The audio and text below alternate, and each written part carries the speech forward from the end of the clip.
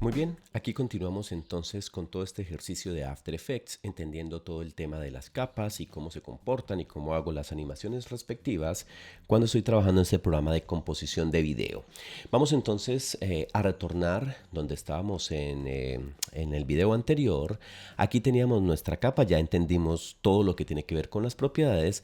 Ahora vamos a hacer una animación. Y para entender qué es eso del keyframe y del frame, voy a eliminar esto y voy a volver acá a esta composición. Recuerden que cuando importamos los archivos de Illustrator por composición conservar tamaño de capas o por composición simplemente, me importa una composición y una carpeta con los distintos archivos.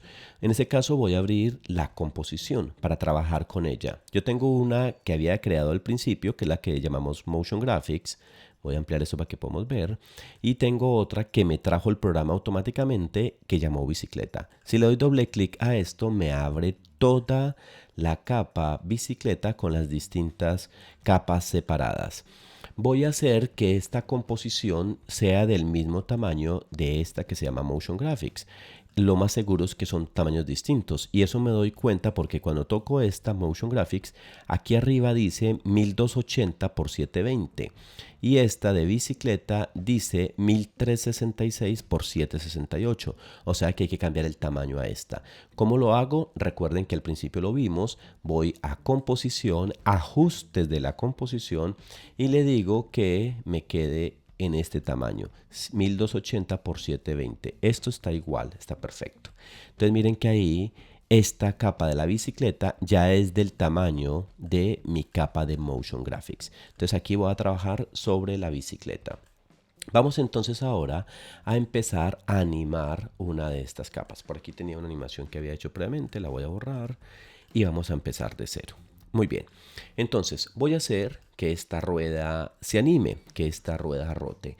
Recuerden que cuando vamos a hacer una animación tengo que tener en cuenta que en After Effects y en cualquier tipo de programa o de trabajo audiovisual, un segundo está dividido en unas partecitas, en este caso en frames o fotogramas. Pues esas partes las vamos a identificar acá. Volvamos a After. Aquí tengo, por ejemplo, el tiempo. Esta línea de tiempo dice que esto está en el segundo cero, aquí lo vemos, y al final dura 25 segundos. Aquí dice 24:29. 24:29 es igual a 25 segundos. Entonces aquí tengo ya todo el tiempo. Pero si yo amplío, aquí en la parte inferior tengo un zoom, si amplío al máximo la línea de tiempo, mire que empiezo a ver algo que dice 1F, 2F. Esta F significa frames, o sea que aquí apenas tengo 10 frames. Si yo achico eso, aquí tengo 20 frames y aquí tengo 30 frames, o sea, un segundo. Si lo amplío al máximo, miren que aquí dice 29 frames y no sigue el 30, sigue un segundo. Porque nuestro segundo está dividido en 20 partes. Es decir, este segundo es todo esto, es una eternidad. En animación nos vamos a dar cuenta que un segundo es muy largo. Entonces vamos a empezar a mirar cómo en este segundo pueden pasar muchas cosas. Ya tenemos claro el tema de los frames. Un segundo, en este caso, tiene 30 frames. Digo en este caso porque recuerden que yo también puedo decirle que no sea de 30 frames, sino que sea de 50, que sea de 25, que sea de 24, inclusive que sea de 120. Entre más frames tenga, pues más calidad, más pesado y más largo va a ser todo el trabajo. Lo vamos a dejar en 30, que es un estándar. Le digo otra vez aceptar acá. Entonces ya tengo esto en 30 segundos. Ahora viene el concepto clave, el concepto de keyframe. ¿Un keyframe qué es? Un keyframe es un fotograma clave. Recuerden que yo tengo 30 frames, pero algunos frames tienen información importante. Para que exista animación, el concepto dice una cosa muy simple. Tienen que haber como mínimo 2 keyframes. Un frame inicial que guarda 2 informaciones. ¿Qué informaciones? Tiempo en la línea y la información de la propiedad. Si en este caso voy a animar rotación, la información son número de vueltas o cuántos grados giró el objeto. Y esa información debe cambiar en el tiempo en el segundo keyframe. Vamos a verlo en After, cómo funciona esto. Vamos a abrir, por ejemplo, esta llanta delantera. Cuando abro acá, recuerden, me aparecen las propiedades, y si abro acá me aparecen todas las propiedades. Si yo quiero simplemente abrir la de rotación, porque lo que quiero es que esta rueda rote, yo simplemente lo que hago es que voy a tocar, seleccionando esto, la letra R, y solo me abre la rotación para que me quede mucho más fácil. Voy aquí al principio y en el principio le voy a decir que me cree un keyframe. ¿Cómo creo el primer keyframe? Hago clic en la propiedad sobre el reloj que aparece al lado. Ahí dice cronómetro de variación de tiempo. Este es el cronómetro que me implica crear los keyframes. Puedo hacer clic y miren que acá me aparece un rombo. Ahí ustedes ven un rombo azul que si lo deselecciono me queda gris. Este rombo es el primer keyframe y guarda dos informaciones. Información 1, el tiempo está a los 0 segundos 0 frames, o sea, al principio de la animación. Y otra información que me guarda que tiene 0 vueltas 0 grados. Yo quiero que esta rueda gire en 25 segundos, que dé por ejemplo 25 vueltas.